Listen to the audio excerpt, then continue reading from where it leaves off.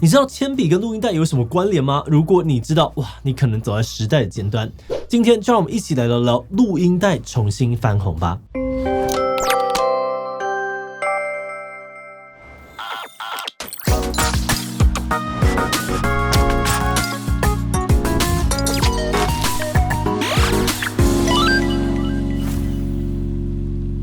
Hello， 大家好，我是志奇。对30岁以上的人来说呢，录音带可能是以前听音乐啊、听床边故事的重要帮手，但现在早已经是时代的眼泪了。不过你知道吗？录音带正在音乐市场卷土重来。根据新闻报道，在英国录音带已经连续10年保持增长，东京的桃儿唱片行更扩大了录音带的卖场，增加了6倍的数量。甚至2023年 Toshiba 还出了一款可以用连接蓝牙无线耳机的录音带随身听。到底录音带是怎么出现的？为什么会没落？近年又是怎么翻红的呢？今天就让我们一起来讨论看看吧。不过在开始今天的讨论之前，先让我们进一段工商服务时间。想要随时随地透过大荧幕打游戏、看电影，那就带上 Viture One XR 实境眼镜吧。这款实境眼镜呢，提供 iOS Android 系统手机 XR 体验。XR 技术呢，可以追踪头部的移动，支援播放 3D VR 的影片，还有 App， 还有多萤幕视窗功能。戴上后呢，就能够独享120寸的虚拟投影萤幕，让你在公共空间也能够尽情的追剧、滑手机，即时办公也 OK。还有 3D OF 的悬浮功能哦，为你固定画面，就算在车上看影片也不容易头晕。眼镜自带中小型扬声器，还和 Harman 呢独家合作打造环绕立体声效，升级追剧时的听觉体验。另外还有 Mac 桌面扩展模式，透过 Mac OS 的专属软体，让画面左右延展，及时放大缩小，让你办公起来更有效率哦。现在上嘖预购，享限量69折的优惠，马上点击资讯的链接，了解更多的资讯吧。要聊聊录音带是怎么出现的，我们可能要先回到1930年代，那是盘式录音带被发明出来的时间点。盘式录音带是一种由磁带缠绕在卷轴上面的录音带，直径呢从8公分到35公分不等。磁带的这个材质呢是塑胶的，上面涂有一层磁性颗粒，像是氧化铁啊或是金属粉末的成分。它记录声音的原理是，当麦克风收音之后呢，会把声音的振动转换成电流讯号，传送到录音机的记录头上面。接着记录头就会根据电流的讯号产生不同的磁场，改变磁带上面磁粉的排列方式，然后就可以把声音记录下来。那如果我们想要听录音，就要反过来让机器呢去读取磁粉的排列方式来还原声音。不过盘式录音带非常的贵，体积又大，而且磁带呢还裸露在外面，很容易弄乱啊，或者是打结毁坏这个声音。所以1962年，飞利浦公司的工程师奥滕斯就发明出了卡式录音带。为了改善磁带容易损坏的缺点卡式录音带呢有个塑胶的外壳，可以把磁带给保护起来。接着奥滕斯还设计了2个卷轴，让使用者可以随时把磁带转来转去，不管是要快转听呢，还是倒回去放，都非常的方便。那因为很多人会用铅笔来转动这个卷轴，铅笔从此成为了录音带的好朋友。重点是卡式录音带的体积非常的小，广告还用比一包香烟还小当做卖点。但一开始各个厂商的卡式录音带呢大小都不太一样，规格也很混乱，民众要用不是很方便。所以后来呢，飞利浦公司又公开了卡式录音带的专利跟格式，提供给所有厂商免费使用，进一步的统一卡式录音带的规格，变成我们现在看到的长度4英寸、宽度2.5英寸的样子。卡式录音带呢从此走红并且呢很快的被用在流行音乐上面。当时流行音乐主要是发行黑胶唱片，但因为黑胶体积大又不太方便携带，所以当轻便好用的卡式录音带问世，就掀起了流行。当时披头士啊、Michael Jackson、马丹娜等等巨星呢，专辑都会发行黑胶跟录音带2种版本。那跟黑胶相比录音带有个比较特别的地方是，民众可以用空白的录音带录下自己喜欢的歌单，并且送给朋友或者是喜欢的人。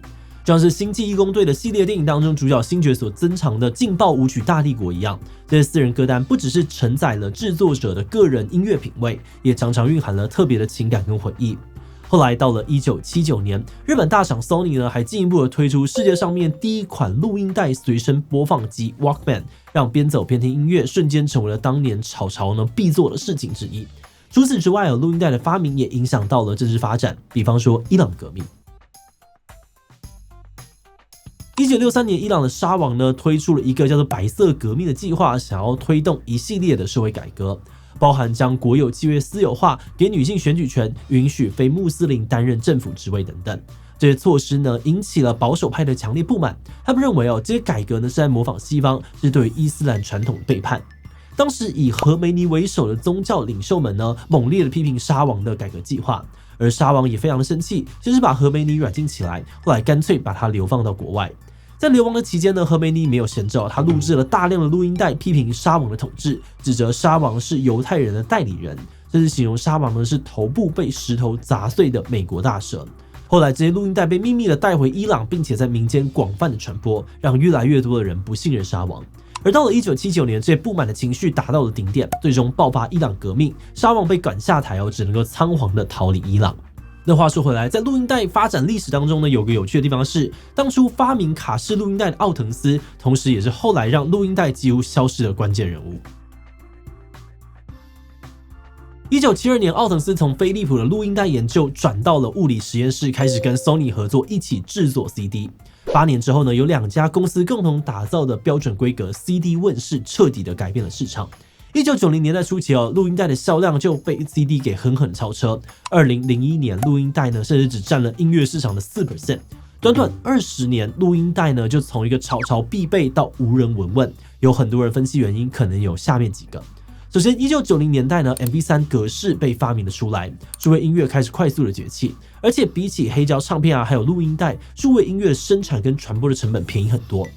再来呢 ，CD 跟 MP3 的播放器让他们不管是在音质还是便利性上面都远远的超越了录音带。想象一下，如果我们想要听录音带的某一首歌，不只是要转来转去，过程当中呢还有可能让磁带受到物理性的磨损，影响到音质出现沙沙的声音。但 CD 或是 MP3 播放器呢，只要按一下就可以听到想要听的曲目，真的是差非常的多。不过录音带呢，只没落不到20年，它又再次的回归了。近年来，录音带市场正在重新崛起。首先是销量，我们刚刚有提到，英国录音带销量已经10年保持增长，东京的桃儿唱片行扩大了6倍的录音带卖场。再来有很多的知名音乐人像泰勒斯Harry Styles、碧昂斯等人呢，也都在最近发行了卡式录音带专辑。然后是硬体设备，除了 Toshiba 推出了蓝牙无线耳机的录音带随身听，日本的二手录音机价格也正在上涨。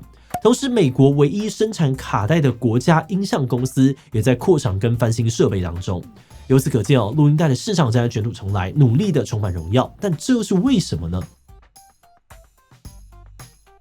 录音带会翻红的原因呢，大致可以分成3个。首先过去录音带虽然常常被抱怨音质不够好，容易受损，但现在反而有很多人认为那个沙沙的质感很有温度，不像数位音乐的档案呢有点太过的锐利。再来呢，也有人认为录音带方方正正的非常可爱，就像是小玩具或是周边纪念品一样，放着就很讨喜，价格也比黑胶 CD 来的便宜好入手。最后也是最多人同意的，其实是复古情怀。很多人都说，年长的人在经济比较有余裕之后呢，总是会忍不住怀念年轻的东西，然后大买特买，让这些老东西的价值翻涨。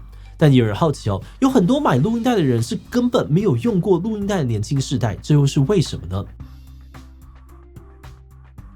很多年轻人明明没有用过录音带，却还是很喜欢。有些人认为可能有以下几种原因。首先，受到电影和电视剧复古风潮的影响，像是美国影集《怪奇物语》或是台湾影集《想见你》等等，都大量的使用了怀旧的元素。除了录音带还有录影带、对讲机和收音机等等，来重现当时的时代背景，勾起了很多年轻人的好奇心。再来，还有名人带动潮流的影响，很多流行歌手发行录音带除了吸引老一代的听众，也让很多年轻世代开始有机会接触到这些老东西。然后对于年轻世代来说，他们没有听过录音带，觉得很新鲜有趣，会想要在自己的社群上面跟朋友分享，又再进一步的扩散这个潮流。最后有人认为关键可能是人们呢常常会有贵古贱今的心理，认为过去的时代很美好很快乐。那虽然这不一定是真的但那种对于过去美好的粉红滤镜，可能正在推动着这些老东西重新复苏。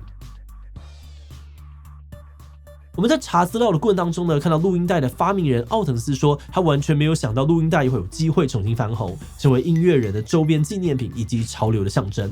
甚至他还直接说不太喜欢这个发展。我们猜测呢，对他来说，发明 CD 呢，就是希望提供大众音质更好、更完美的产品，所以呢，不太能够理解音质比较差的录音带为何会重新受到欢迎。那么认为呢，这其中的落差可能是因为科技跟潮流的发展动机不太一样。科技进步呢，可能比较讲究线性的发展，不断超越，提供现代人更新更好的商品。而潮流时尚进程呢，可能就像是电话线，一阵一阵不断的重复，但又慢慢的前进。我们觉得很多潮流呢，会夹杂着过去的情怀以及最新的科技发展，慢慢的随着时间呢，形塑出一个新的文化。就像录音带复苏二手录音机价格提升，但同时又出现了蓝牙耳机的录音机，让人们可以在复古的同时又能够兼顾便利。